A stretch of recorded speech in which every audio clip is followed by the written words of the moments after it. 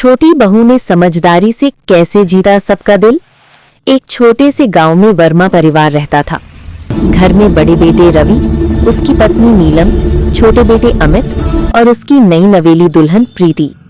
शादी के बाद जब प्रीति घर आई तो सब सोच रहे थे कि शायद ये भी नई बहुओं की तरह थोड़ा घमंडी या नखरेली होगी, लेकिन प्रीति तो बिल्कुल उल्टी निकली, सधी हुई, मुस्कुराती और सबकी बात समझने वाली। एक दिन घर में थोड़ी कलेश हो गई। बड़ी बहू नीलम को लगा कि सासू माँ हमेशा छोटी बहू की तरफदारी करती हैं। गुस्से में उसने सबके सामने बोल दिया, अम्मा, अब तो बस आपकी प्यारी छोटी बहू ही सब कुछ संभालेगी, हम तो बेकार हैं। घर का माहौल भारी हो गया। प्रीति चुप रही, कुछ नहीं बोली।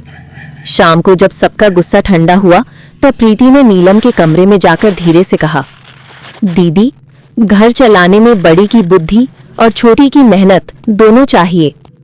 आप बिना बोले ही कितना काम करती हैं, मुझे तो बस आपका साथ चाहिए। नीलम की आंखों में आंसू आ गए। उसने पहली बार किसी ने उसे दीदी कहकर इतना सम्मान दिया था।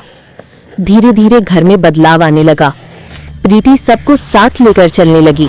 सासू माँ को दवा देती, ससुर जी की चाय बनाती और बड़ी बहू को हर काम में पहले राय देती।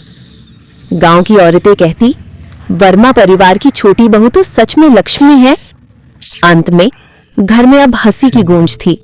सास ने सबके सामने कहा, बेटा प्रीति, तू छोटी है घर की उम्र से, लेकिन समझदारी में सबसे बड़ी। और पूरा परिवार मुस्कुराने लगा। क्या ये छोटी बहू सब दिन इसी तरह रहेगी या बदल जाएगी? इस कहानी को जानने के लिए सब्सक्राइब करना होगा ताकि आपको पता चल सके कि कहानी अपलोड हुआ या नहीं। हर्ष बाबू DOB 2023 चैनल को सुमन बॉस की तरफ से धन्यवाद।